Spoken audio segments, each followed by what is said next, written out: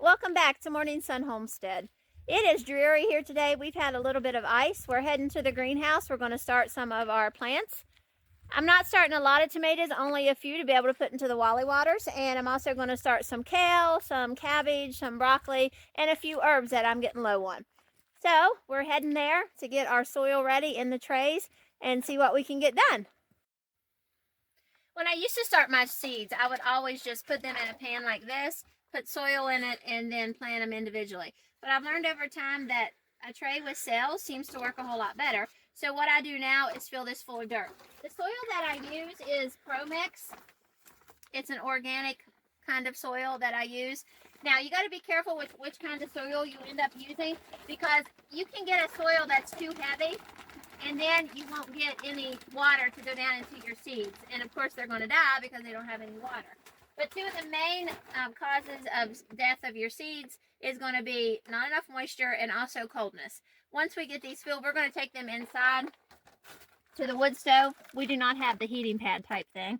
So we're going to take it into the wood stove where it will be warm on the bottom and heat and help them germinate. The first thing that I do is fill my cells full of dirt.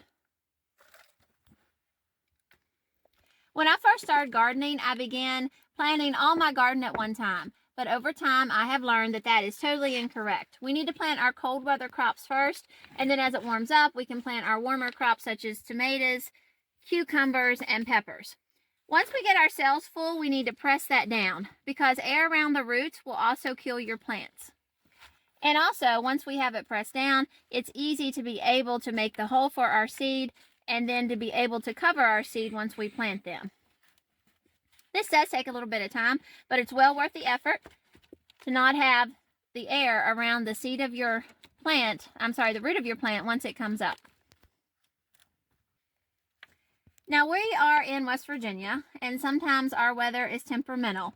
We may have 60 degrees in March, and then we'll have 40 or 30 degrees in April. So I do not plant anything that's warm until the last 2 weeks of May, and that's only if I can watch what the weather is going to be. Anything else with cabbage and broccoli, I don't mind to plant that sometime in late April if I can get in the garden. So some of the seeds that we're going to plant today is going to be kale, cabbage, and two different kind of herbs. One is basil, and then broccoli, and also sausage tomatoes.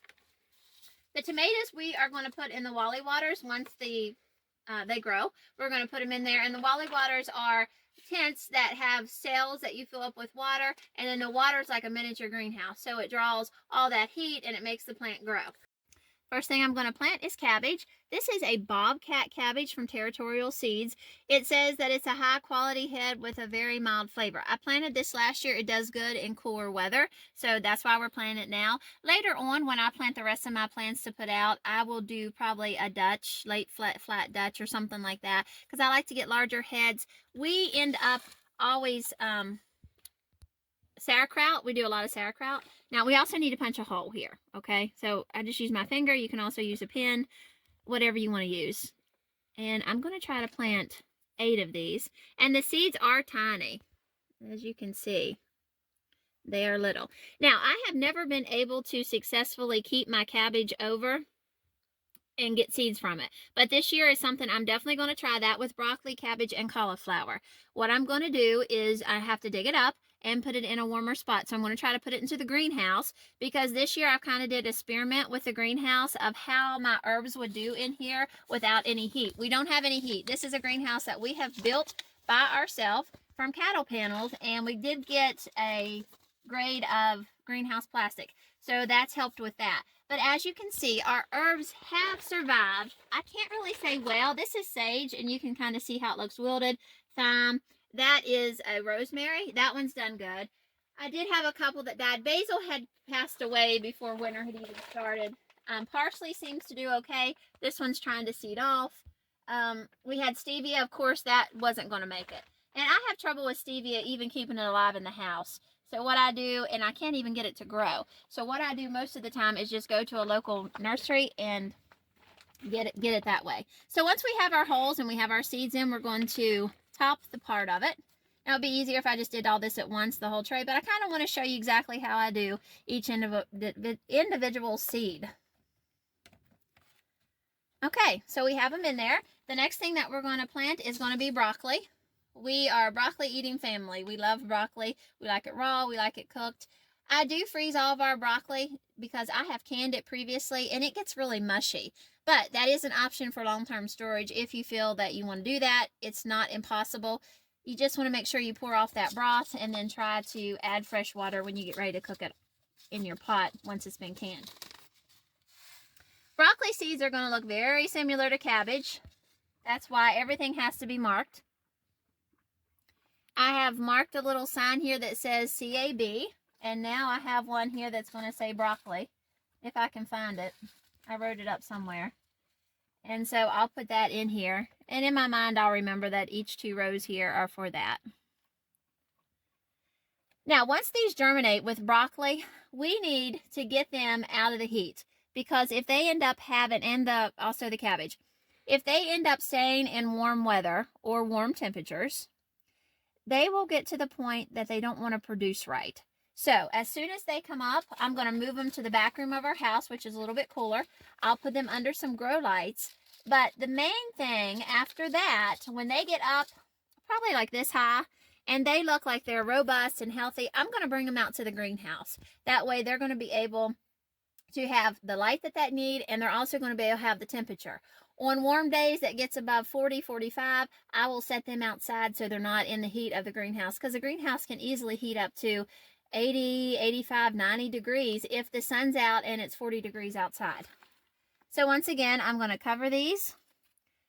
And remember, when I get back inside, I'm going to give them a couple squirts of water. The soil is very wet already, but we're going to try to just wetten it just a little bit more, because remember, no water and coldness kill seeds. Now, I have 8 different cells back here. I'm going to plant kale in that. My tomatoes and herbs, I'm going to plant in a different container altogether, because once this gets up, and like I said before, they're robust, I'm going to move them to the greenhouse. I can't move my tomatoes to the greenhouse. They will not do well. It's just too cold for them right now. So they're going to have to stay in the house, and they'll be able to keep in there until I'm ready to set them out into the Wally Waters. And here's our kale seeds. As you can see, they're very similar to broccoli and to the cabbage. I'm going to drop these in. Now, we eat a lot of raw kale. We like it raw. I like to chop it up and use it in garden salads. So that's what we do. But it's also really good cooked. The girls and I and my husband seem just like to like it more in salads. But that's everybody's personal preference. I'm going to mark that. I'm going to throw some dirt across it. And this tray is going to be ready to head inside. Now, the neat thing about this little tray is with this also come like a miniature greenhouse. So we can put this on to help hold the heat, and it's got 2 little holes there. Not sure what that's for, unless it's to release some sort of heat maybe if they get too hot. But I can also shove these tickets down in a little, oh, there I broke one, a little bit more. These are from old greenhouses, plants that I'd gotten a long time ago, and I just try to recycle most everything that I can. So we're going to put that on there. Let me mark the kale, and then we're going to continue on with our tomatoes and our herbs. I'm not going to have a full tray just because I don't have a whole lot of Wally Waters, and 4 tomato plants early will be enough to be able to feed us. It's always so nice to be able to go out. Usually we have them about the 1st of June. We can have some fresh tomatoes. So for us, that's early. But what I'm going to do is go ahead and just plant all these together. The basil that I'm going to plant, it dies for me each year, even if I take it inside. So I'm going to plant a lot of basil because I need basil. I'm running very low.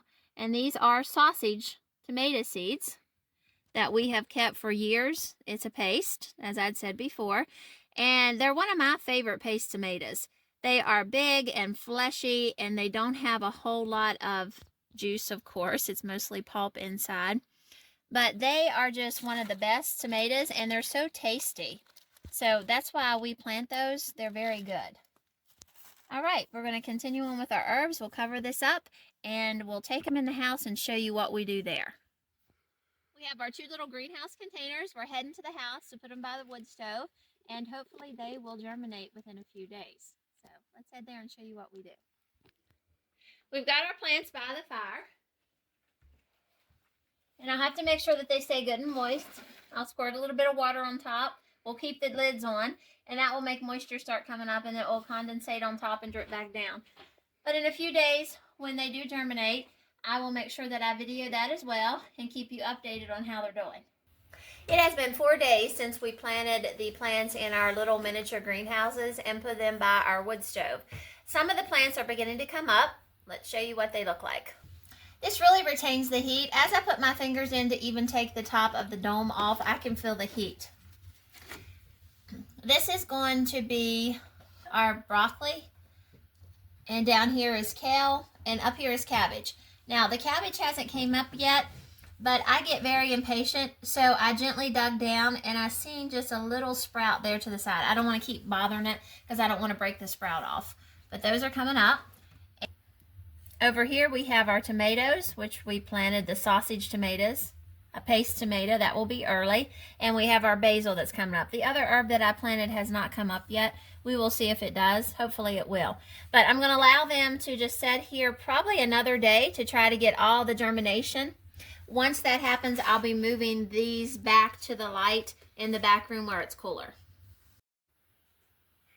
Since the plants have came out, the broccoli, the cabbage, and the kale, we're going to move them to the back room. As soon as they start to sprout, we want to get them away from the heat.